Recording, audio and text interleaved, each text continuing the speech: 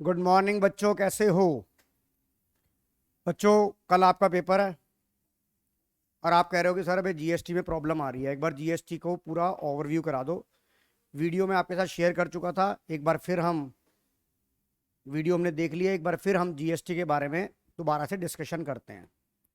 पूरा मैं आपको इसका बैकग्राउंड बताना चाहूँगा। बेटा, ये जो जीएसटी है, ये अब समझ लो वन नेशन वन टैक्स है। एक वन नेशन वन टैक्स, एक राष्ट्र एक कर, एक टैक्स है। पहले क्या होता था? पहले एक्साइज ड्यूटी लगा करती थी मैन्युफैक्चरिंग के लिए, और सेल्स टैक्स लगा करता था, जिसे सेल टैक्स में वैट, वैल्यू एडिड टैक्स बोला जाता था उसे। अब ये सारे के सारे जो भी टैक्स थे वो सारे के सारे खत्म कर दिए गए। अब इसकी जगह एक ही टैक्स आ गया, डेट इज कॉल्ड जीएसटी, जिसे बोला जाता है गुड्स एंड सर्विस टैक्स। यानी कि वो टैक्स जो गुड्स और सर्विसेज पे लगाया जाता है। पहले क्या था? एक्साइज अलग थी, सेल टैक्स अलग था, सेल टैक्स जिसे वैट बोला गया, और सर्विस टैक्स अलग था। ये सारे अलग अलग थे। फिर एक कंपाइलेशन किया गया इन सभी अकाउंट्स का, तो एक राष्ट्र के अंदर एक ही टैक्स लगा, that is called GST, that is goods and service tax. वो टैक्स जो गुड्स और सर्विसेज पे लगेगा। कैसे? जैसे मान लीजिए मैंने आपको माल बेचा, राइट? तो माल बेचूंगा तो उस पर पहले क्या लगता था? सेल टैक्स लगता था, फिर वैट में कन्वर्ट हुआ। अब उसकी जगह क्या आ गया? जीएसटी। यानी कि टैक्स, जब हम माल परचेज सेल करेंगे तो हमें गवर्नमेंट को टैक्स देना पड़ेगा, डेट इज कॉल्ड गुड्स के ऊपर टैक्स दिया, that is called GST. GST की जो फुल फॉर्म है गुड्स एंड सर्विस टैक्स, यानी कि जो गुड्स पे लगा वो भी जीएसटी है। अब जैसे मान लीजिए आप एक चार्टर्ड अकाउंटेंट के पास गए और आपने कहा कि मेरे को मेरी कंपनी का काम करवाना है, मुझे फाइनेंशियल रिकॉर्ड बनवाने हैं, तो वो आपको सर्विस दे रहा है कि नहीं दे रहा? राइट? सर्विस दे रहा है कि नहीं दे रहा? तो वो सर्विस के ऊपर आपके सर्विस टैक्स लगा के आपको बिल करेगा।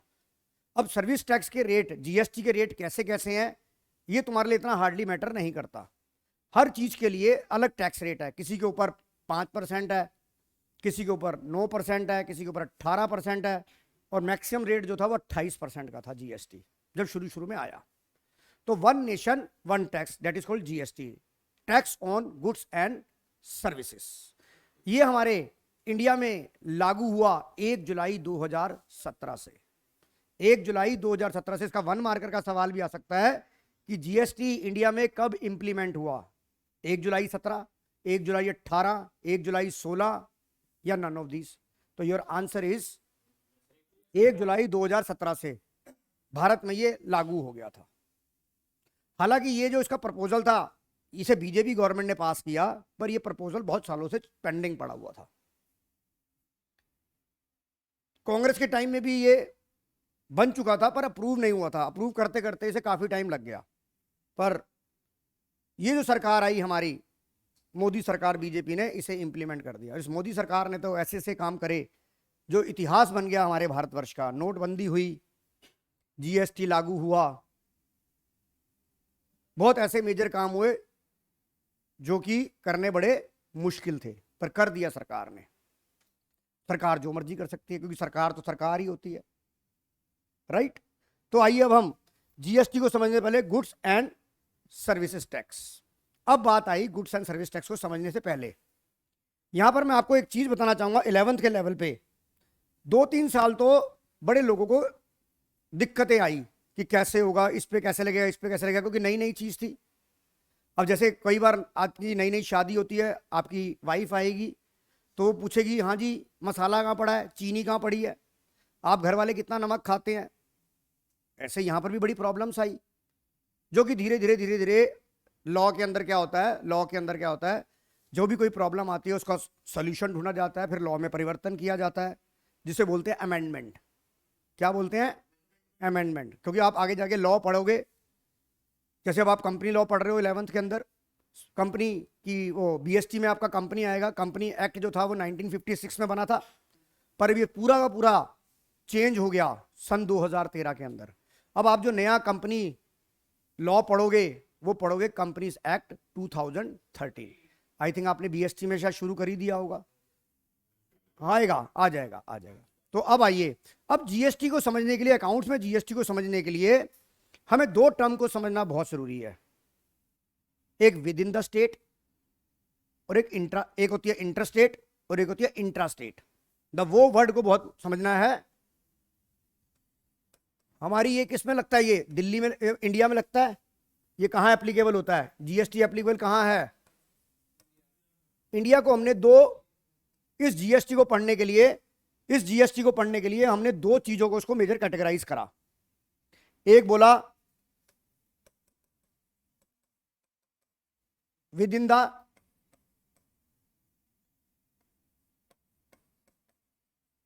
सेम स्टेट, ट्रांजैक्शन हुई within the same state, या ट्रांजैक्शन हुई इंटर स्टेट।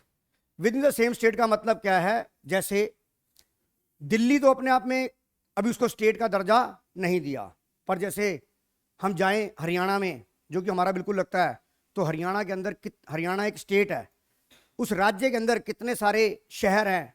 पानीपत है, पानीपत भी हरियाणा के अंदर है, फरीदाबाद भी हरियाणा के अंदर है, गुड़गांवा भी हरियाणा के अंदर है, झज्जर, वो तो तेरा गांव होगा भाई झज्जर।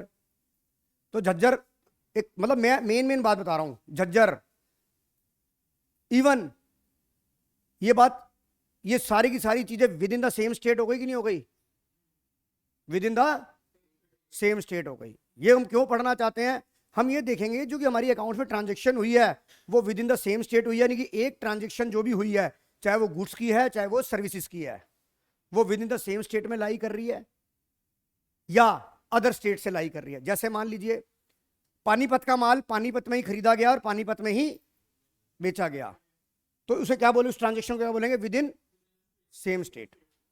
अगर मान लीजिए मैं एक दिल्ली का व्यापारी हूं, दिल्ली का एक ट्रेडर हूं, मैंने अपना माल, मेरी दुकान जनकपुरी में है और मैंने जनकपुरी का माल द्वारका के किसी दुकानदार को बेचा, तो with in the same state हो गया कि नहीं हो गया, दिल्ली, दिल्ली टू दिल्ली। और एक हो गया कि मैं एक दिल्ली का व्यापारी हूं, दिल्ली का ट्रेडर हूं, मैंने अपना माल हरियाणा में बेचा, गुड़गांव में बेचा, तो मेरी स्टेट चेंज हो गई कि नहीं हो गई, मोहक चेंज हो गई।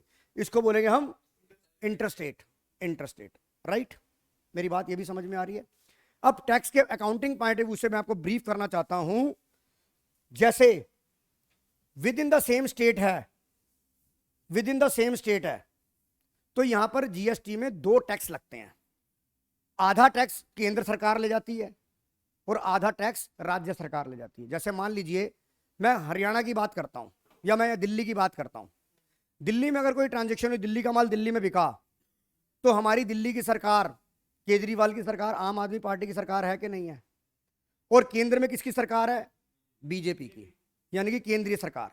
हम किसी पार्टी को लाइमलाइट नहीं करना चाहते, क्योंकि हमारा ये पर्पस नहीं है कि अपनी वीडियो के अंदर किसी भी पार्टी का नाम लेना। तो मैं तो आपको एग्जांपल के लिए देना चाहता हूं कि आम आदमी, मतलब दिल्ली सरकार, वो हमारी कौन सी सरकार है, राज्य सरकार, और जिसका राज्यसभा होती है, और जो लोकसभा होती है उसमें कौन सी सरकार होती है, केंद्र की सरकार। मेरी बात समझ में आ रही है कि नहीं आ रही। तो मान लो दिल्ली का माल दिल्ली में बिक रहा है, तो वहां पर दोनों ही सरकारों का जो टैक्स कलेक्ट होता है, दोनों ही सरकारों का उसमें हिस्सा ही होता है। उस हिस्से में वो आधा आधा हिस्सा राज्य सरकार को जाता है, स्टेट गवर्नमेंट को, आधा सरकार दिल्ली सरकार को जाएगा और आधा हिस्सा केंद्र सरकार को जाएगा। इसलिए यहां पर जब सेम स्टेट की बात करते हैं तो जीएसटी को हमने, टोटल जीएसटी को हमने दो कैटेगरी में डिवाइड करा। एक किसका, जैसे हम दिल्ली में हैं तो दिल्ली गवर्नमेंट लेके जाएगी जीएसटी, और दूसरी कौन सी लेके जाएगी, सेंट्रल गवर्नमेंट लेके जाएगी। ये बात समझ में आ रही है, ये बात समझ में आ रही है। और इन दोनों का मान लीजिए किसी आइटम पे रेट 18% है, मैं एग्जांपल लेता हूं, किसी आइटम पे रेट 18% है। आप कभी गए होंगे रेस्टोरेंट, वहां आपने खाना खाया होगा, तो वहां पर जीएसटी है 5%, तो आपने वहां लगा होगा 2.5% आपका एक लगा होगा, 2.5% आपका एक लगा होगा। देखा कि नहीं देखा, प्रैक्टिकल लाइफ में देखा कि नहीं देखा। आपको वहां लिखा होगा 2.5% एक और 2.5% एक, और वो 2.5% क्या है, मैं बताता हूं। इसमें जो नाम दिया जाता है जीएसटी का, जो दिल्ली गवर्नमेंट का रेट होगा, दिल्ली गवर्नमेंट का हिस्सा होगा, उसे बोला जाता है SGST, state government service tax, state government, और इसको बोला जाता है CGST। आधा टैक्स केंद्र सरकार लेके जाएगी, आधा टैक्स राज्य सरकार लेके जाएगी। तो मान लीजिए एक आइटम के ऊपर, मान लो आपका फूड आइटम, आप रेस्टोरेंट में ज्यादा जाते हैं, उसके ऊपर 5% है, 5% टैक्स रेट है, तो इसका 2.5% SGST होगा और 2.5% CGST होगा। आधा टैक्स सरकार लेके जाएगी। अगर आपको किसी चीज की आइटम का टैक्स रेट देखना है कितना है, तो अगर आप सेम स्टेट में काम कर रहे हैं तो दोनों को जोड़ दोगे तो कंप्लीट GST आ जाएगा, डेट इज कॉल्ड 5%। मेरी बात समझ में आ गई कि नहीं आ गई? क्रिस समझ में आ गई कि नहीं आ गई? अब अगर एक स्टेट से दूसरी स्टेट में जाते हैं तो वहां पर टैक्स का नाम है IGST। इसकी फुल फॉर्म है integrated goods and service tax. Integrated goods and, इसका है स्टेट गवर्नमेंट सर्विस टैक्स, इसका है central government service tax. Central goods and service tax, sorry, central goods and service tax, state goods and service tax. मेरी बात समझे? इस पे 1 marker का आपको एब्रीविएशन भी आ सकती है कि IGST की फुल फॉर्म क्या होगा? Integrated goods and service tax. ये कब होगा? ये सेम स्टेट कब होगा? जब मान लो मैं जनकपुरी का डीलर हूं, हाँ ले, जनकपुरी का डीलर हूं और मैंने माल, मेरी डीलिंग चल रही है उत्तम नगर में। बोथ आर लाई इन दिल्ली।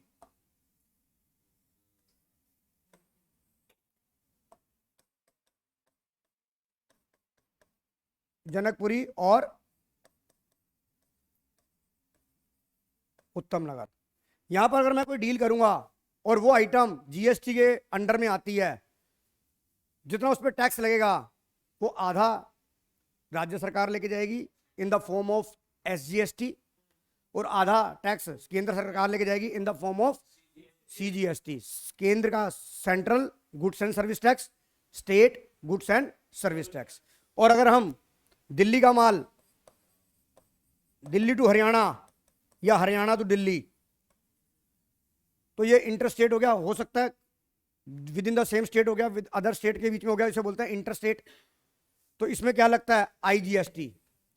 और IGST एक सिंगल रेट होता है, IGST एक सिंगल रेट होता है। मान लो जो आपको CGST और SGST दे रखा है, SGST और CGST के रेट दे रखे हैं। मैं एग्जांपल लेकर कहता हूं आपको, मान लो आपको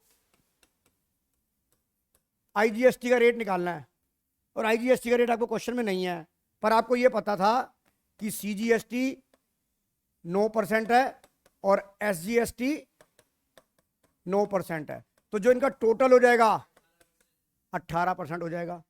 और अगर आपको IGST का रेट पता है, IGST का रेट पता है, मान लीजिए आपको GST का GST का रेट पता है, तो उसको आधा आधा कर दो।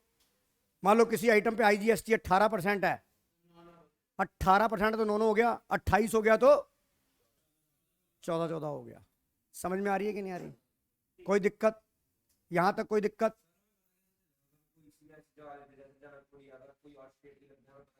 वहां लिखा नहीं होगा तूने डील किससे करा है, तूने लिखा नहीं होगा दिव्यम ठकराल सोल्ड गुड्स टू। यार जो अब तू ये कह रहा है ज्योग्राफिया कैसे पता लगेगा? हाँ ये बात इसकी ठीक है, ज्योग्राफी भाई इतनी तो एक बार बता, जब तू बंदे से डील करेगा तो पूछेगा ना भाई साहब ये मैंने स्टेट, ये मैंने जगह सुनी नहीं है, कहां पड़ती है ये? अरे यार सवाल, मैं इसकी बात का जवाब दे रहा हूं। तू अगर किसी डील कर रहा है, मान ले मुझसे आज डेट में, आज मैं ऑनलाइन पढ़ा रहा हूं, मुझसे बच्चा इंक्वायरी कर रहा है, तो मैं बच्चे से पूछूंगा बेटा आपको नंबर कहाँ से मिला? वो कहेगा जी मुझे गूगल से मिला। फिर मैं पूछूंगा आप कहाँ से बोल रहे हो? वो मुझे ऐसे शहर का नाम बोलेगा जिसका मुझे पता ही नहीं है। मैं पूछूंगा भाई ये जगह पड़ती कहाँ है? अब जैसे अर्नब जी ने मुझसे बोला कि झज्जर, अब मुझे पता ही ना हो झज्जर क्या है, कहाँ है, तो मेरे को बताएगा ना सर मैं हरियाणा झज्जर से बोल रहा हूँ।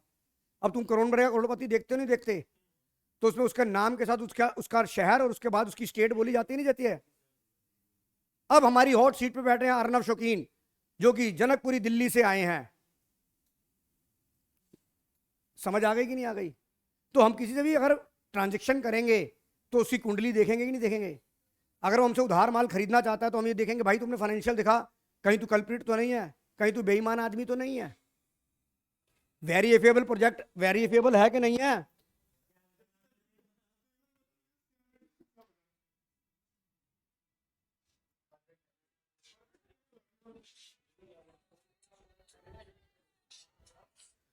मैंने 11th की क्लास शुरू कर दिया, करता हूं आपको।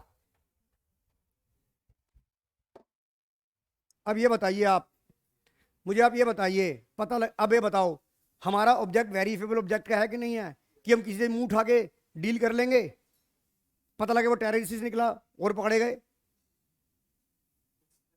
हो सकता है कि नहीं हो सकता? तो हमने आपको क्या क्या बताया कि एक अकाउंटेंट की वेरीफेबल ऑब्जेक्ट है, हम इनवॉइस भी चेक करेंगे, हम ये भी करेंगे कि भैया तुझे हमें उधार माल बेचना, अपने फाइनेंशियल दिखा दे। 12th के अंदर हम एनालिसिस ऑफ फाइनेंशियल स्टेटमेंट पढ़ेंगे, जिसमें हम ये बता पाएंगे आपको कि भाई हमें किसके साथ काम करना और किसके साथ काम। एनीवे ये बात हम जिससे भी दिव्यम काम करेंगे हमें ये पता है कि नहीं पता कि वो कौन सी स्टेट से बिलोंग कर रहा है, इवन कौन सी कंट्री से बिलोंग कर रहा है, ये भी तो पता होता है। मेरी बात समझ में आ गई? अब आ जाओ, ये बात भी समझ में आ गई कि with in the same state होगा। हाँ जी, नहीं नहीं, एक ओनली वन, नहीं नहीं, ओनली वन आईजीएसटी। हाँ सिर्फ जब दो स्टेट की बात आएगी, दिल्ली का माल अगर हरियाणा में जा रहा है तो सिर्फ एक आईजीएसटी, और दिल्ली टू दिल्ली जा रहा है तो एसजीएसटी और सीजीएसटी। यस, समझ में आ रही है? किसको? अरे मैंने बोला था इंटीग्रेटेड एसजीएसटी। अरे आईजीएसटी सिर्फ सिर्फ इंटर स्टेट के लिए यूज किया जाता है वर्ड, ताकि हमें पता लग जाए आईजीएसटी का वर्ड अलग है, टैक्स तो उतना ही है। आईजीएसटी का जो सारा टैक्स है वो इंटीग्रेटेड है। अब उसका आपस में कैसे सेट ऑफ किया जाता है? अब तुम्हारे मन में एक सवाल आ रहा है कि इंटीग्रेटेड के अंदर एक स्टेट से दूसरी स्टेट में सामान चला गया, राइट? अब आप कहो कि सर सारा केंद्र सरकार को मिले, ये भी सही नहीं है, और सारा का सारा राज्य सरकार को मिले, वो भी सही नहीं है। तो इंटीग्रेटेड के आपस में बाद में फिर एक सेट ऑफ आते हैं, कैसे कैसे इनका आपस में लेन देन किया जाएगा। तुमको सिर्फ मुझे सिंपल जनरल एंट्रियां बता, सिंपल आपको जीएसटी बताना है, इतनी डिटेल में मुझे तुमको लेकर नहीं जाना है। मेरी बात समझ में आ रही है? अब जैसे हम कोई मशीन खरीदते हैं, मैंने मशीन को बोला any expenditure on installation of machine is debited to the machinery account, बोला कि नहीं बोला? तो मैंने वहां कार्टेज पे करी, वहां वो उसका एक्सपेंस मतलब कार्टेज पे करी मैंने, वो मशीन की कॉस्ट में आया। और अगर मैंने गुड्स खरीदे और उस पर कार्टेज खरीदी, तो मैंने कल आपको बताया था purchase account debit, carriage account debit, to cash, to bank या टू क्रेडिटर। यानी कि यहां पर कार्टेज क्या था, वहां पर एक एक्सपेंस था कि नहीं था? पर मशीनरी के केस में वो मेरा एक्सपेंस नहीं था, वो कॉस्ट ऑफ मशीन में था। दोनों में डिफरेंस समझ में आ रहा है कि नहीं आ रहा? जब मैं परचेज ऑफ गुड्स कर रहा हूं और वहां मैं कार्टेज पे कर रहा हूं, तो कार्टेज एक मेरा खर्चा है। जब मैं मशीन परचेज कर रहा हूं और उस पर जो कार्टेज, उसकी मैंने कहा था घड़घड़ करके तब तक मशीन चालू ना हो जाए, सारे खर्चे मशीन के माने जाएंगे। अब यहां पर जो टैक्स है, यहां पर जो आपके दिमाग में आ रहा होगा, टैक्स मेरे लिए खर्चा है, बिजनेसमैन के लिए टैक्स एक खर्चा है। यहां पर टैक्स एक खर्चा नहीं है, यहां पर टैक्स या तो एसेट है या लायबिलिटी है। यहां पर जीएसटी नोट एंड एक्सपेंसेस, ये एक्सपेंस नहीं है। दूसरा,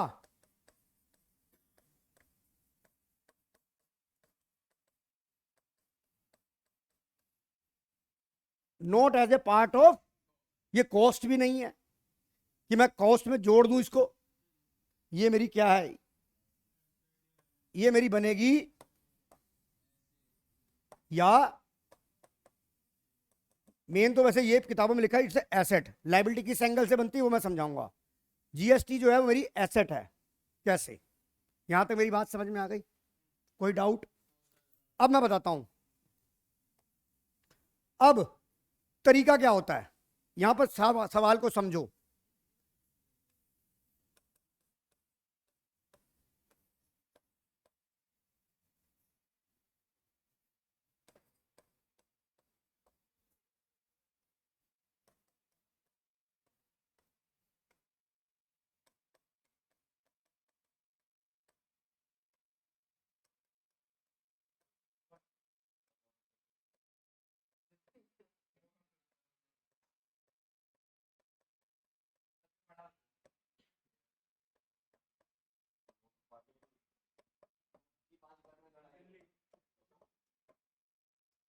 इस करेक्टर से समझाता हूँ, केस स्टडी लेता हूं मैं, समझाने के लिए कर रहा हूं। अर्नव ने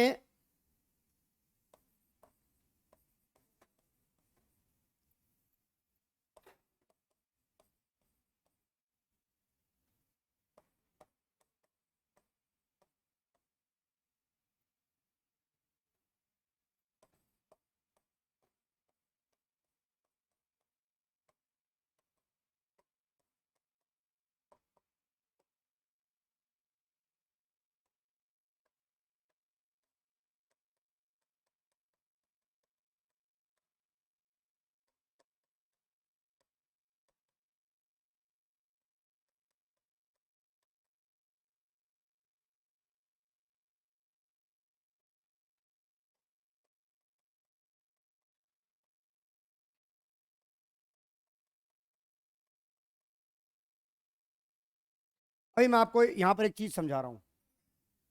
अर्नव ने अर्नव ने माल बेचा इतिश को, बोथ आर बिलोंग्स टू, भाई गले मिल लेना, हाथों में हाथ डाल के क्यों बैठा है, हाथ दो यार, तुम तो ऐसे छोरियों की तरह बैठे हो जैसे एक दूसरे के बगैर रह ही नहीं सकते। अबे 376 हो गया तुम।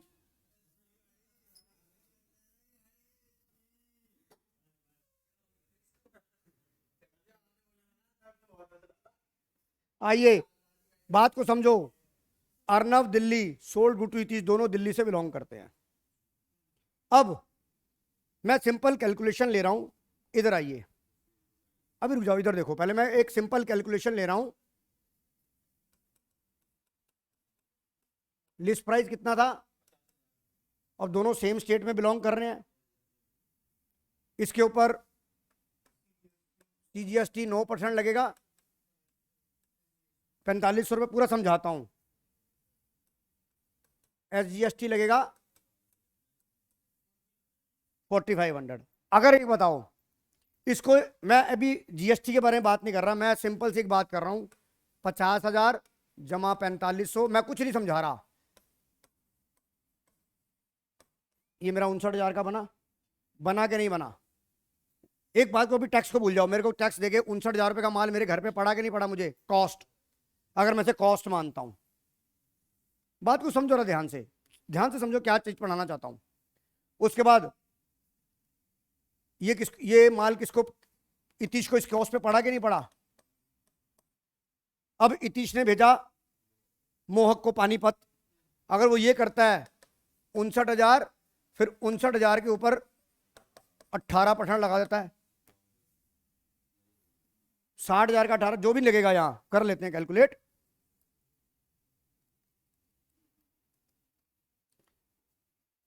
$10,620। इसको माल अरे कॉस्ट पे ऐड करते चले जाते हैं हम, तो ये 69,220 का माल इसको घर पे पड़ता कि नहीं पड़ता, प्रॉफिट भी तो कमाना है। अब ये बता, 9,000 एक टैक्स लगा, 10,000 एक टैक्स लगा, ये तो टैक्स टैक्स में घुस जाएंगे भाई हम। फिर हमारा वो जो टारगेट है, वन नेशन वन टैक्स। कहानी को समझो, कहानी को समझो। वन नेशन वन टैक्स है, इसे बोलते हैं, अगर हम ऐसे करते हैं तो इसे डबल टैक्सेशन हो रहा है कि नहीं हो रहा है, यहां पर डबल टैक्सेशन हो रहा है कि नहीं हो रहा। और हम क्या चाहते थे, वन नेशन वन टैक्स, कि भाई एक आइटम पे एक बार टैक्स लगे, बार बार टैक्स ना लगे, ताकि हमारी कंट्री को, हमारे जो हमारी कॉस्ट है प्रोडक्ट की, वो ज्यादा ना हो। नहीं तो एक चीज के ऊपर अगर 10 बार बिका तो 10 बार टैक्स लग जाएगा। तो पता लगा 1 रुपए की चीज पे टैक्स ही 10 रुपए लग गया, मुर्गे से महंगी तरी हो गई, मुर्गे से महंगी तरी हो गई कि नहीं हो गई। मेरी बात समझ में आ रही है कि नहीं आ रही। तो इसका प्रोसेस कैसे होता है, अब देखिए, जब आपने माल बेचा, इधर इधर मेरी बात समझ में आ रही है। अब इधर देखो, मोहक, जब अर्नव ने माल बेचा,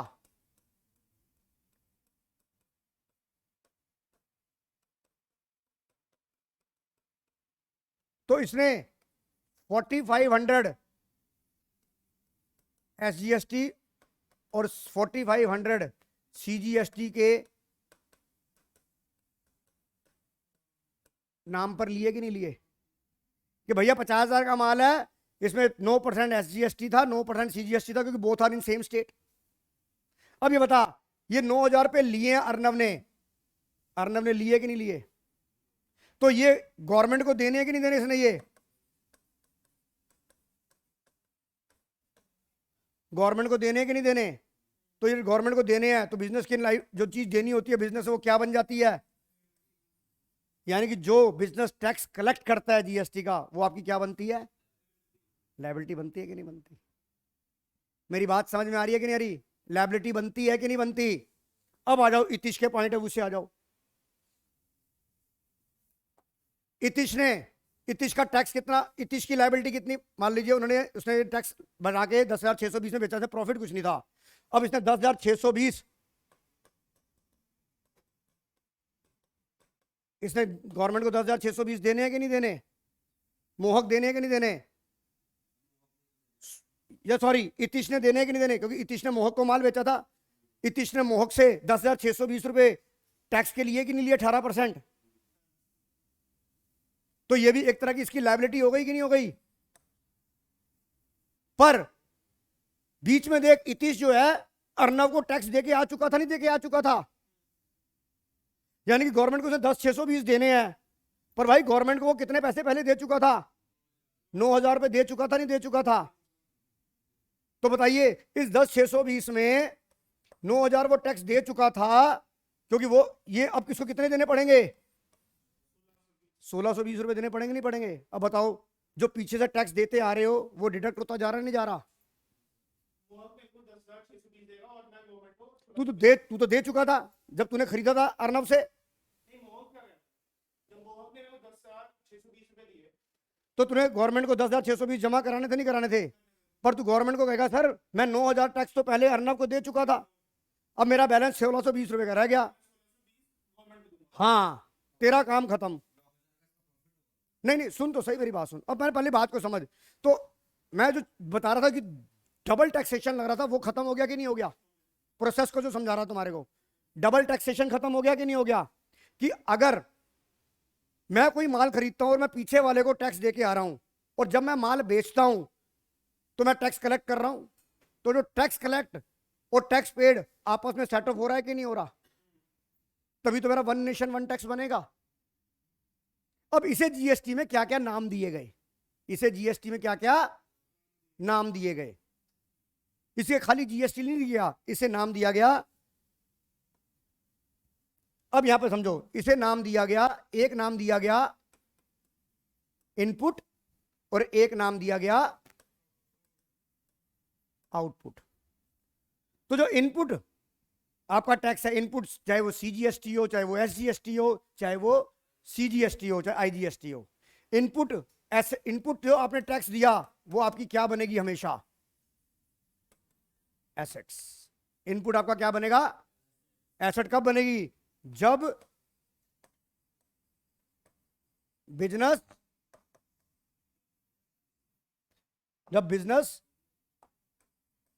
जीएसटी पेड करेगा, तो ये आपकी क्या बनेगी? एसेट। और जब बिजनेस आउटपुट कब बनेगा? आउटपुट आपकी क्या बनेगी? जब बिजनेस कलेक्ट करेगा। हाँ, सेल करेगा या बिजनेस कलेक्ट करे, चाहे वो सेल्स पे करे चाहे वो सर्विसेज पे करे, दोनों चीजों पे लगे ना, गुड्स एंड सर्विसेज टैक्स। तो ये क्या बनेगा? जब बिजनेस टैक्स, यार बात नहीं यार करो, जीएसटी टैक्स कलेक्ट करेगा, जा रहा, पर उसकी वो एसेट बन जाएगी। मैं बता रहा हूं, वही तो बताने जा रहा हूं, वही तो प्रोसीजर बता रहा हूं। इट्स नॉट, जो आपने टैक्स गवर्नमेंट को दिया, it's not part your cost of चीज, जो आपने चीज खरीदी है वो आपकी एसेट बनेगी। वो कैसे बनेगी? अब मैं आपको एंट्री समझा देता हूं। इधर देखिए,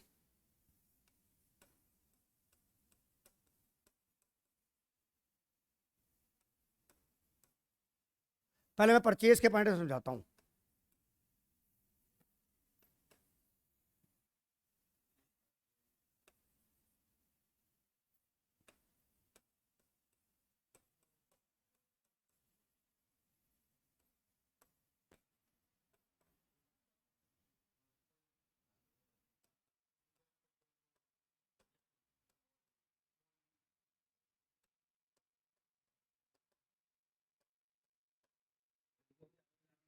भोली पंजाबन,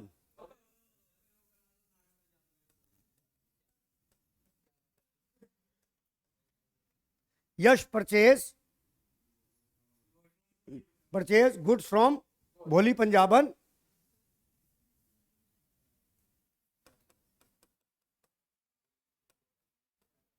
लिस्ट प्राइस 1,00,000, CGST 9%, SGST, मैं ये मान के चल रहा हूं both are belong to the same state, both are belongs to Delhi, Yash and Bholi Punjaban. अब in the books of Yash Madhok की बुक्स में क्या एंट्री होगी, अब आप ये देखिए। पहले हम इसका वर्किंग बनाएं, लिस्ट प्राइस क्या होगा 1,00,000, एड CGST कितना 9,000 प्लस एड SGST। यश मधोक को बेसिकली इस माल की कॉस्ट क्या पड़ी थी 1,18,000 पड़ी थी, पर मैंने आपको बताया जो CGST SGST है it's not an expense, it's your. ये एसेट क्यों बनाई, क्योंकि यश ने माल बेचा भोली को, पर यश ने किसे खरीदा भी तो होगा। अरे यश ने खरीदा है और भोली को बेच दिया इसने, यश ने खरीदा है ना, भोली से खरीदा है, यस और नो बताओ। पहले बात यार, परचेज लिखा ना, यश परचेज गुड्स फ्रॉम भोली से खरीदा है माल, तो इसने भोली को टैक्स दिया कि नहीं दिया, 9,000 पे दिया कि नहीं दिया। अब यश आगे किसी को बेचेगा कि नहीं बेचेगा, फिर टैक्स लगाएगा, पर ये भोली पंजाबन को 9,000 पे टैक्स दे के आया कि नहीं आया, ये इसका राइट है कि नहीं है कि कल को जो उसने टैक्स आगे पे करा उससे उसको सेट ऑफ करेगा कि नहीं करेगा, क्योंकि वो तो उसकी लायबिलिटी थी और ये इसकी एसेट बन गई कि नहीं बन गई, कि भैया जो मैं आगे जब मैं माल बेचूंगा और आगे टैक्स पे करूंगा वो मेरी लायबिलिटी बनेगी, पर मैं भोली पंजाबन को 9,000 रुपये का टैक्स दे के भी तो आ चुका हूं, ये मेरा राइट है कि नहीं। अगर ये वाला सेट ऑफ नहीं होता तो वन नेशन वन टैक्स कहां से बनता, तो ये बता ये तेरा राइट है कि नहीं है कि तुझे इसकी डिडक्शन इसका तुझे क्रेडिट मिलेगा। इसी को बोलते हैं इनपुट क्रेडिट, इसी को लैंग्वेज में बोलते हैं इनपुट क्रेडिट, कि जो मैं सरकार को टैक्स दे चुका था और उस चीज के ऊपर मैं आगे बेचने के बाद टैक्स कलेक्ट कर रहा हूं, तो वो मेरी लायबिलिटी है कि नहीं है। तो जो मैंने दिया हुआ है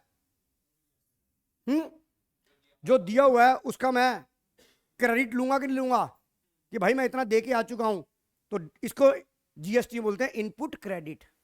ये मेरी क्या बनी, एसेट बढ़ गई। और मान ले यहां पर मैंने टैक्स ज्यादा दिया होता और उस स्टेट में टैक्स कम होता रेट। अब देखो शराब का रेट का पता है दिल्ली में कितनी महंगी है, पंजाब में सस्ती है, सबके टैक्स रेट अलग अलग है कि नहीं है।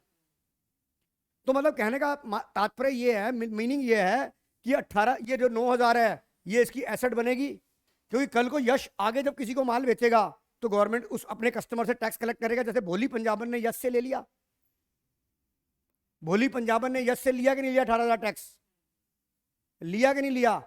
अब यश भी तो आगे, यश ने अपनी दुकान खोली है, अब दुकान पे माल बेचने के लिए लिया, ये भी तो आगे माल बेचेगा। अब बेचेगा, सरकार कहेगी टैक्स दो, इसने टैक्स दे दिया, वे सरकार को ये नहीं बोलेगा कि ऐसा है जी मेरे हिस्से का 10,620 बन रहा था, 9,000 तो मैं भोली पंजाबन को दे चुका हूं, तो अब मेरी कितनी लायबिलिटी रहेगी 1,620 रुपए की। मेरी बात समझ में आ गई कि नहीं आ गई। तो एक चीज के ऊपर बार बार टैक्स नहीं लगता, वन नेशन वन टैक्स कब एप्लीकेबल हुआ था, 1 जुलाई 2017 को। अब आ जाइए, अब एंट्रियां क्या बनती हैं। अब मैं सिंपल एंट्री बताता हूं, जब हम इसकी बुक्स में एंट्री क्या बनेगी। अब 2 एंट्रियां होंगी, परचेज ऑफ गुड्स और परचेज ऑफ एसेट। जब परचेज ऑफ गुड्स करते हैं तो नॉर्मल एंट्री, मैं पहले आपको समझा रहा हूं, without GST, without in the books, without, हमने एंट्री बनाई purchase account debit to Bholi पंजाबन। जब GST नहीं था तो 1,00,000 से हो गई, 1,00,000 से एंट्री हो गई, जब हमने यही तो पढ़ा विदाउट GST में। अब इसमें एंट्री क्या बनेगी, यहां पर जो अकाउंट आपका इफेक्ट होगा वो कौन कौन सा होगा।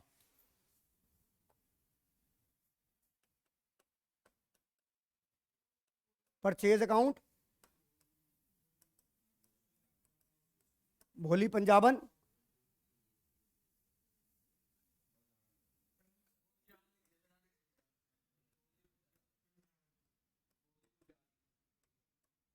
भोली पंजाबन।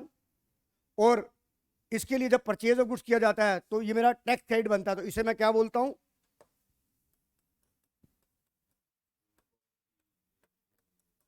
और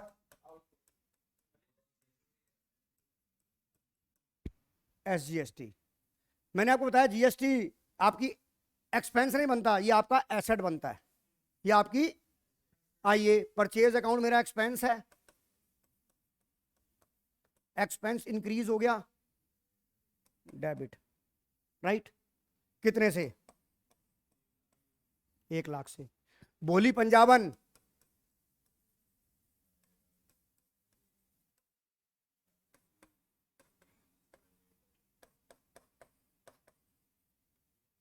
एक लाख 18 हजार भोली पंजाबन को देने कि नहीं देने?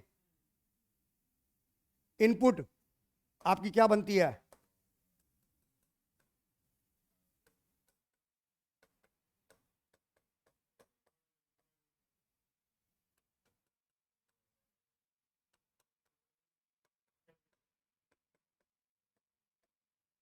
तो बताओ एंट्री क्या बन गई? Purchase account debit, input CGST account debit, input SGST account debit to Bholi Punjaban 1/18। ये बन गई कि नहीं बन गई? बताओ परचेज गुड्स में समझ आ गया कि नहीं आ गया? परचेज गुड्स में समझ आ गया कि नहीं आ गया? कोई दिक्कत? इतिश कोई दिक्कत? परचेज के टाइम पे इनपुट डेबिट होगा, तो एंट्री क्या बनेगी?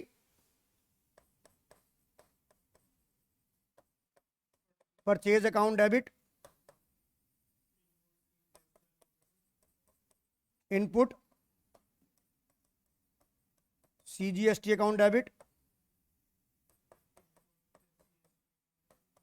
Input SGST account debit,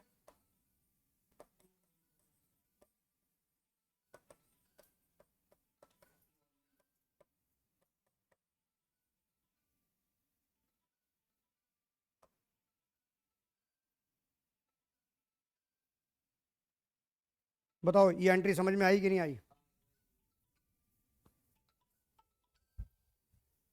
sir नमस्कार, क्या हाल है प्रभु?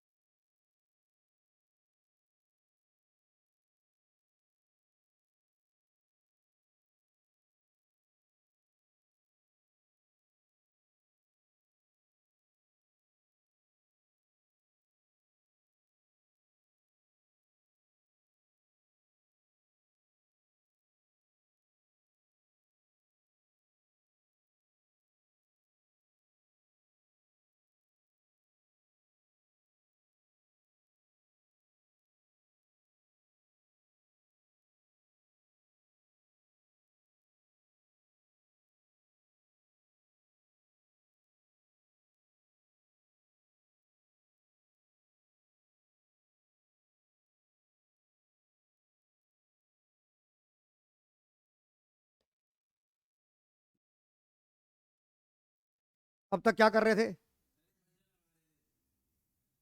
ये बताओ, एंट्री समझ आ गई नहीं आ गई? मैं पीडीएफ भेज दूंगा इसको। हाँ जी, समझ आ गई कि नहीं आ गई? पक्की? यार बात नहीं यार, समझ आ गया कि नहीं आ गया? आइए अब, ये तो हो गई एसेट परचेज की विदाउट जीएसटी। और अब मान लीजिए हम दूसरी एंट्री कर रहे हैं,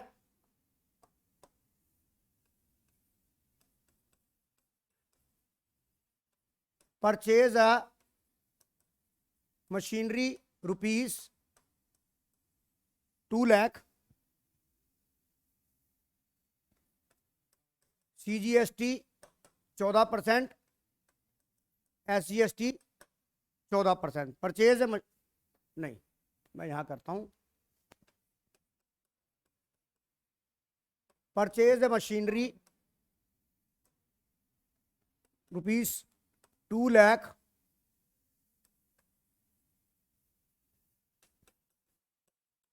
in the books of Lali Limited, Delhi, in the books of Lali Limited, Delhi,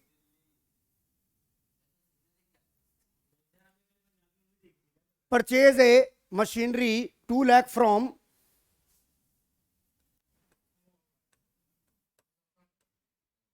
Zafar Wahi,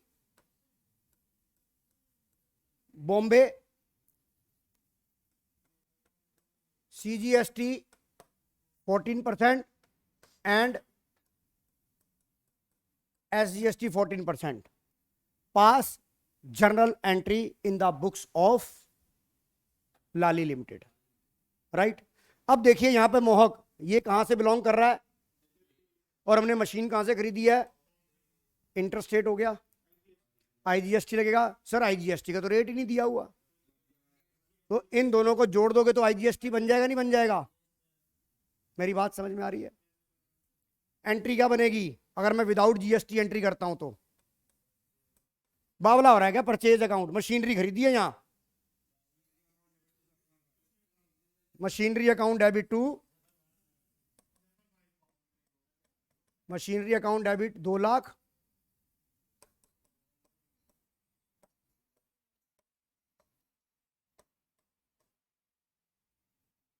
right. और अगर ये मशीन मैं विद जीएसटी करता हूं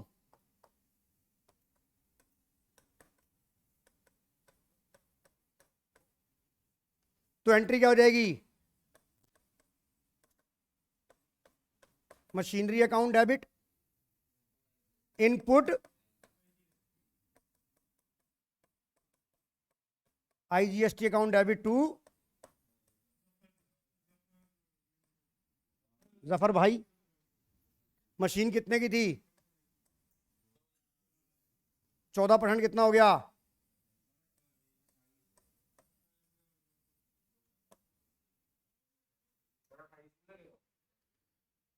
28।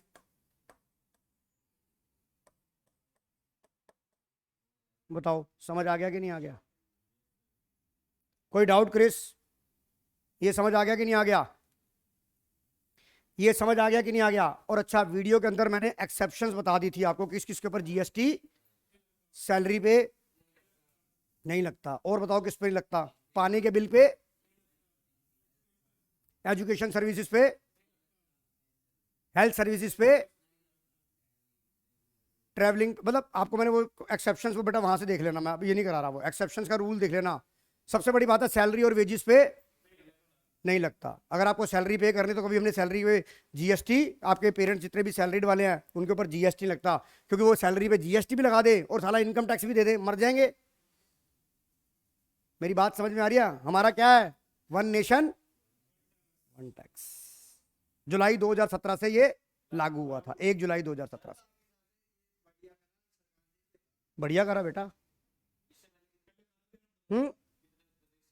अरे छोड़ना, पुराना क्या थे तू बेटा, कुछ ओल्ड इज गोल्ड। अब ऐसा है, एक बार बता, तेरी बात मैं मानता हूं, old is gold, exception is always there. अगर अगर अगर सुन अगर सुन अगर एक बार बता, अगर आज की डेट में ये मारुति, हुंडई, किया, पिया ना आती तो आज भी हम अम्बेसडर ही चला रहे होते, इतना हैवी। प्रीमियर, पद्मनी।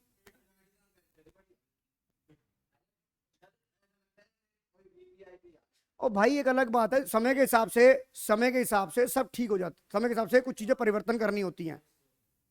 आज ये बता, मैंने तो कभी जिंदगी में नहीं सोचा था कि एक ऐसा बैंकिंग सिस्टम बनेगा कि मैं कार्ड डालूंगा और पैसे मिल जाएंगे। भाई जब मैं 15-16 साल का था और जब मुझे पापा मेरे को बोलते थे ये बैंक से जाके पैसे निकाल ला, भाई एक एक घंटा लग जाता था, एक एक घंटा लग जाता था। अब वो टाइम बच रहा है कि नहीं बच रहा? हाँ, आज बैंकिंग ने इतनी तरक्की, साइंस ने इतनी तरक्की करी है, अगर इसके प्लस पॉइंट है तो माइनस भी है, कि उन दिनों में फोर्जरी, फ्रॉड इतने नहीं होते थे, फिशिंग इतनी नहीं होती थी।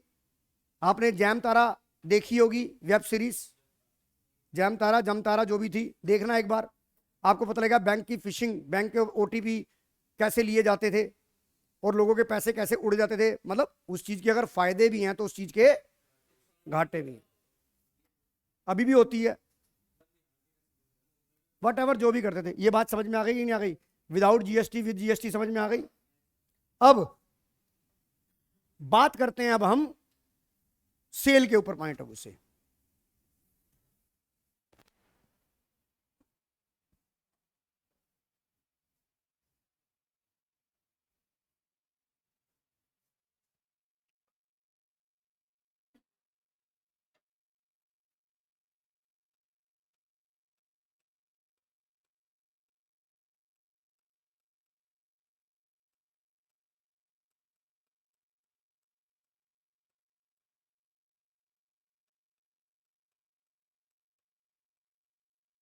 Anupama sold goods to Kavya है। भाई मैं तो बहुत कुछ देखता हूं। Anupama sold goods to Kavya, list price ये है,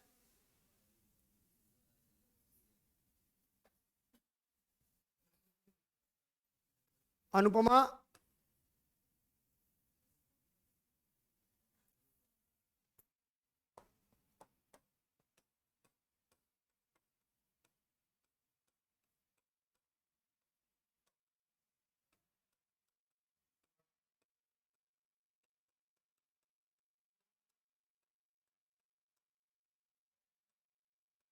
अरे यार अहमदाबाद तो एक मेजर, सूरत पता होनी चाहिए ना कौन सी स्टेट में है। मैं उसकी दिव्यम की बात का जवाब कैसे दूंगा?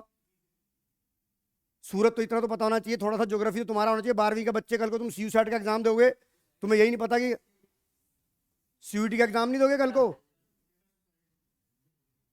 आइए, अरे इधर देखो, Anupama Surat, sold goods to Kavya Surat से है, list price 1 lakh,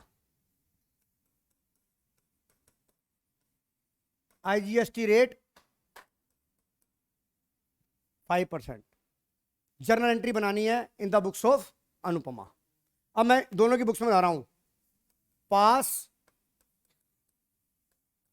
journal entry in the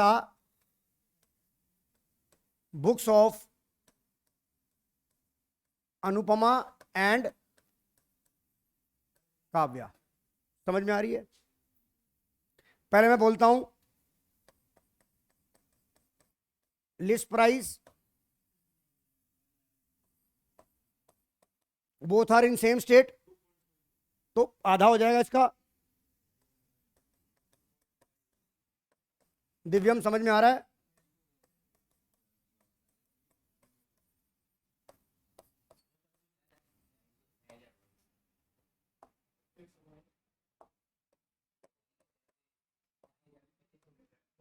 ये हो गया। यहां पे अनुपमा ने माल बेचा है, अरे रुक तो जा, अनुपमा ने माल बेचा है। अब ये जो 5,000 है, ये इसने टैक्स कलेक्ट किया है कि नहीं किया? टैक्स कलेक्ट किया है, ये इसकी लायबिलिटी बनेगी कि नहीं बनेगी? और इस लायबिलिटी को हमने जीएसटी के अंदर क्या नाम दिया? Output CGST। मेरी बात समझ में आ रही है कि नहीं आ रही? मेरी बात समझ में आ रही है कि नहीं आ रही? तो अब यहां पर मेरे अकाउंट कौन कौन से इफेक्ट होंगे? Sales account. काव्या बड़ी याद रह रही है तेरे को। Kavya output, CGST output, SGST। Right, समझ आ रहा है? सेल्स मेरी क्या है?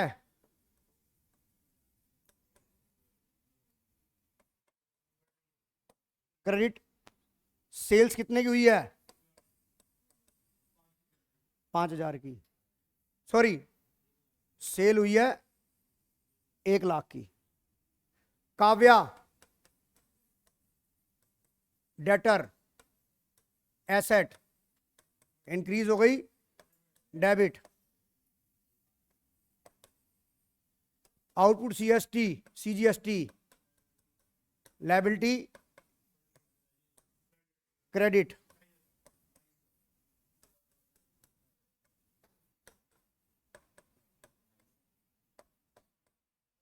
तो एंट्री क्या बन गई?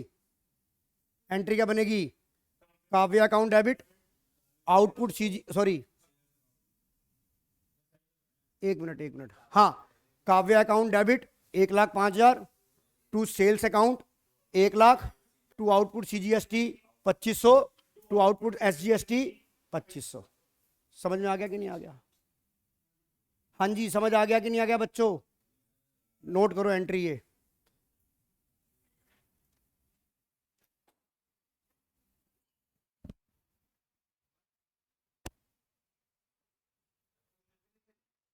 हाँ,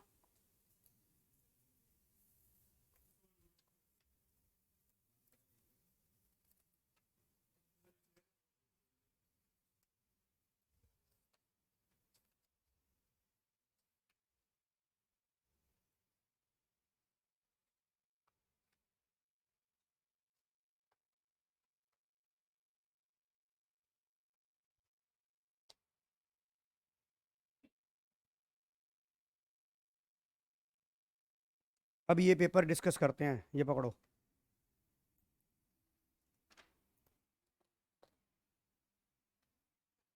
ये तुम्हारे स्कूल का ही है।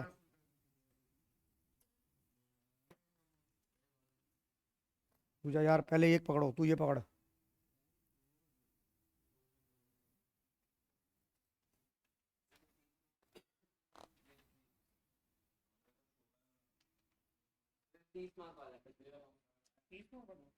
अबे बता रहा हूँ यार, अभी इतने से तुम्हारी बैंड बज रही है अभी।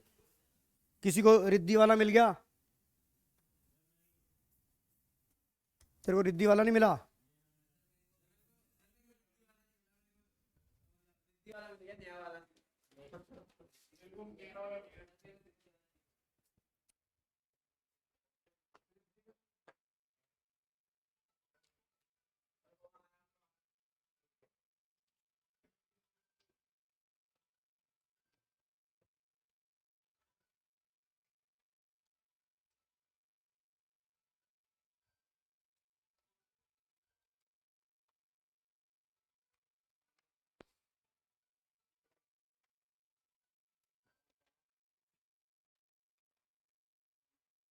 अभी तुम्हें दे रहा हूँ मैं यार, मैं और प्रिंट आउट निकाल के दे रहा हूँ तुम्हारे को। पहले बताओ, ये करवा दूं ना तुम्हारे को मैं? अरे पानी के गिलास पीछे होंगे बेटा क्रिस, पीछे ना कट्टा पड़ा होगा एक। पहले ये कॉपी करो यार, फिर मेरे को सवाल कराने हैं।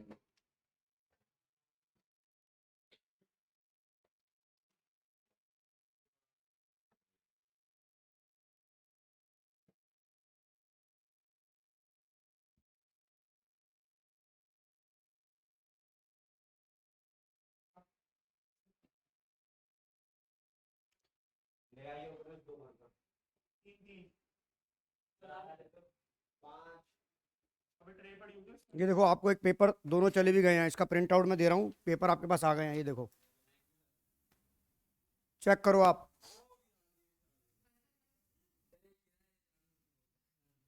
अबे यार इसके ना, इससे ना कुछ ना संभले।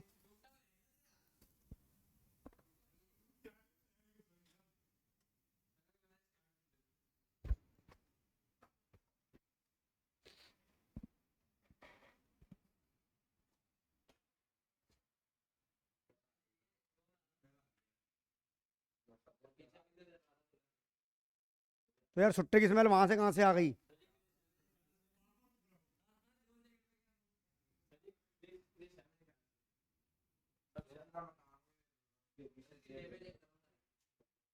देखा मेरे को आ गई कि नहीं आ गई? अरे यार जल्दी करो यार, मेरे को कराना है काम, 2 बजे दूसरे बच्चे भी आ जाएंगे, 12वीं वाले। तो उनका पेपर ना है, उनको उनसे ना पैसे लिए हमने। कल है उनका भी, परसों तुम साथ वाले कमरे में बैठ के प्रैक्टिस करोगे, मैं फिर तुमको वहां डाउट लेने आऊंगा, मैंने तुम समझा। हाँ, इंद्रप्रस्था वालों का। यहां तक मेरी बात समझ में आ गई कि नहीं आ गई? अब मैं इसमें जीएसटी में ट्रेड डिस्काउंट, कैश डिस्काउंट कराऊंगा आपको। तुम बैठे रहो, तुम्हें प्रैक्टिस तो करनी है यार, ये पेपर दिया ना तुम्हारे को, करोगे, हाफ ईयरली पेपर देना तुम्हारे को अभी। या उनको मैं वहां बिठा दूंगा, वो करते रहेंगे, तुम यहीं पे बैठे मेरे साथ करते रहो। हाँ, अरे जल्दी करो यार, पानी जल्दी पियो।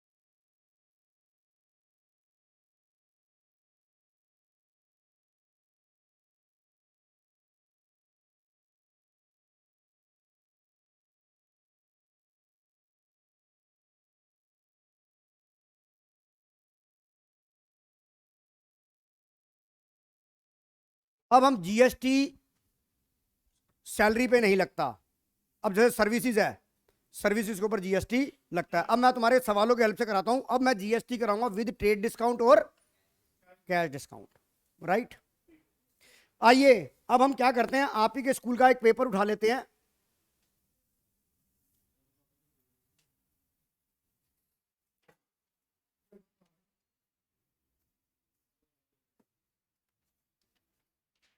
तेरे को मिला नहीं अभी तक? तू एक शेयर कर लेना यार, ये ले, अभी ये ले ले, अभी ये ले ले यार, अभी मैं कर दूंगा प्रिंट आउट। अरे यार नहीं, मेहा वाला करा रहा हूं मैं पहले।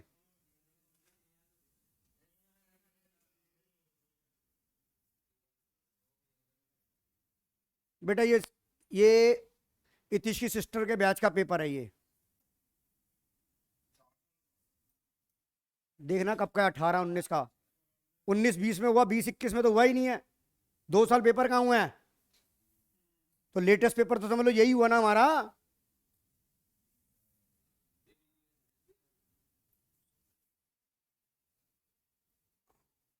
यही है क्या पेपर अभी मैंने डाउनलोड किया जो? अरे वो डाउनलोड नहीं हुआ क्या पेपर वो?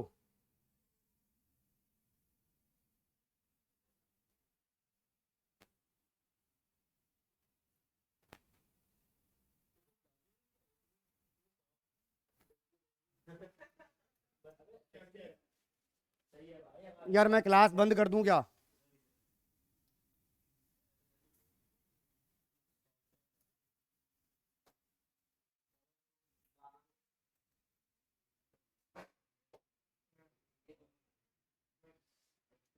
देखिए, Why is the evidence provided with a source document important to accounting? Importance of source document हो गया नहीं? मैंने आपको उसकी थ्योरी लिखवा दी थी। क्योंकि ये ट्रांजेक्शन हुई या नहीं हुई है इसी बात पे डिपेंड करता है कि सोर्स डॉक्यूमेंट है कि नहीं है। तो उसका एविडेंस सपोर्ट में चाहिए कि नहीं चाहिए। तो उसकी वैलिडिटी, उसकी ऑथेंटिसिटी के लिए हमें सोर्स डॉक्यूमेंट चाहिए। हमने मतलब बेनिफिट और एडवांटेज ऑफ सोर्स डॉक्यूमेंट को याद कर लेना इसमें। What is an invoice? जब गुड्स क्रेडिट पे सेल किए जाते हैं तो इनवॉइस इशू किया जाता है, मतलब seller issue to the buyer, और ये डुप्लीकेट कॉपी बनती है जब क्रेडिट सेल की जाती है। When the business good sold in credit, then the seller issue invoice to the buyer in duplicate form.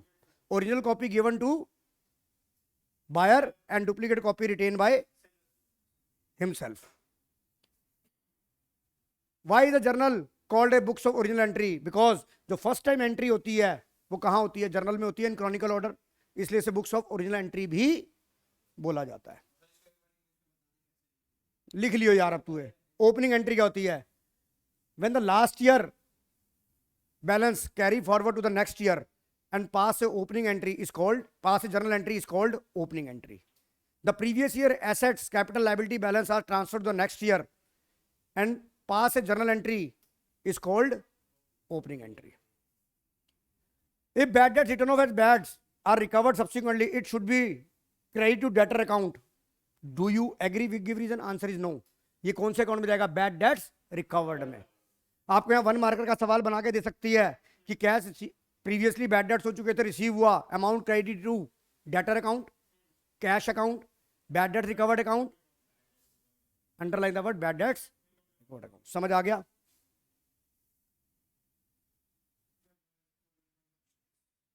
अब मैं पहले जीएसटी वाले सवाल कराऊंगा आपको पहले।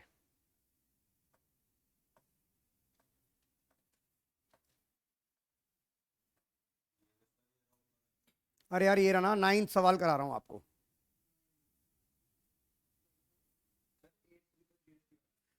अरे वो परचेज बुक का ना अंकल, कराता हूं वो भी। पहले पहले तो जर्नल तो समझ ले। पढ़ लिया सवाल? Purchase goods from x 40,000 plus IGST 12% at 10% trade discount less 3% cash discount, half of the amount paid at the time of purchase. Purchase from x करा है। पहले बताओ ये बात समझ में आ रही है? अब आपको आईजीएसटी दे रखा है, इसका मतलब आईजीएसटी लूंगा, इसका मतलब दोनों सेम स्टेट से बिलोंग नहीं करते। मेरी बात समझ में आ रही है? आईजीएसटी दिया इन्होंने, ये तो दिया नहीं कौन सी। जब आईजीएसटी दे दिया तो ये, और इसने ये भी नहीं बताया कौन सी स्टेट से बिलोंग कर रहे हैं। आईजीएसटी तो इंप्लाइड हो गया कि ये दोनों सेम स्टेट के नहीं है। आइए अब इस सवाल को कैसे करना है। आपकी लिस्ट प्राइस कितनी थी? इधर देखिए,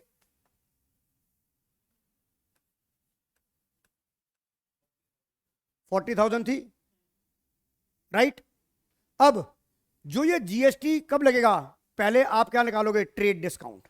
जैसे आप नॉर्मल सवाल कर रहे थे सेम वैसे ही करोगे, सेम वैसे ही करोगे। क्रिस मेरी बात समझ में आ रही है?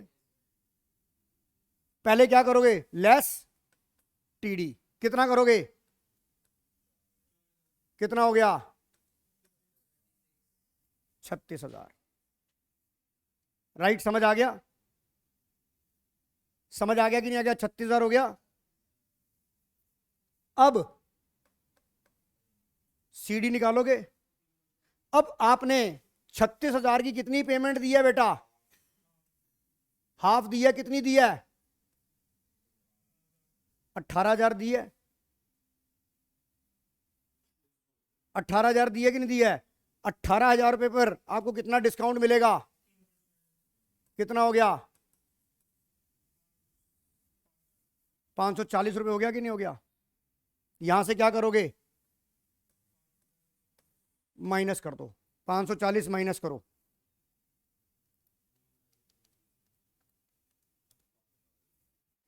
यार 18 तिया जितना पार्ट देगा उतने का तो डिस्काउंट मिलेगा। 36,000 का 50% कितना होता है? 18,000 का 3% कितना हो गया? 540 रुपए हो गया कि नहीं हो गया? 540 करेगा तो कितना आ जाएगा? 35,000। अब ऐड करोगे तुम आईजीएसटी। आईजीएसटी कितने पे करोगे? 12% ऑफ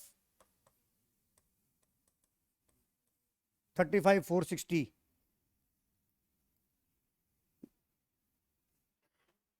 4255 रुपए 22 पैसे आ रहा है।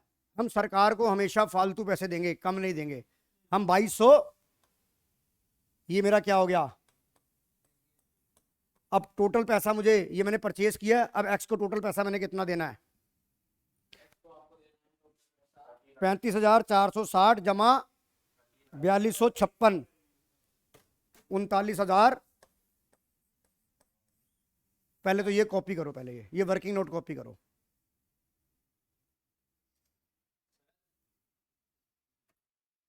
हाँ बोल बोल बोल, बताऊंगा। जैसे तुम सवाल कर रहे थे सवाल वैसे ही होगा। जैसे तुम सवाल कर रहे थे आपका सवाल वैसे ही होगा।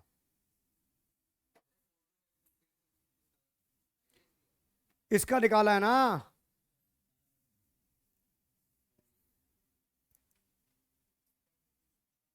पहले ये नोट करो फिर समझाता हूं तुम्हारे को।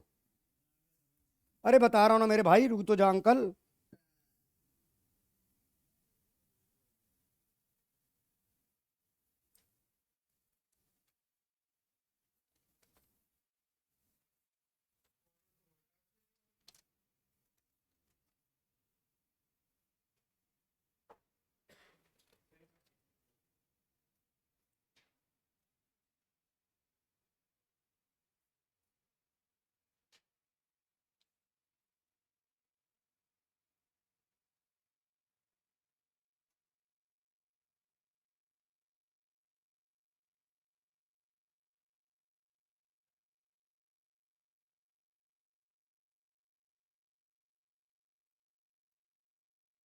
ये मेन मेन आपको समझ आ गई कि नहीं आ गई?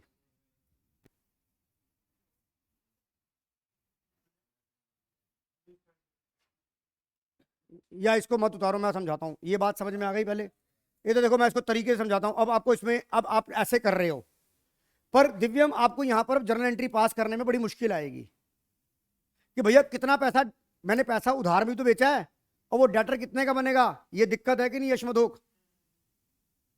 आप नॉर्मल, मैंने आपको तरीका समझा दिया। अब जब ये तरीका सब सबसे बढ़िया लगेगा जब मुझे कैश डिस्काउंट पूरा मिल जाएगा। यहां पर अब ये तरीका ये नहीं चलेगा। कैसे चलेगा मैं तुम्हें बताता हूं। मैं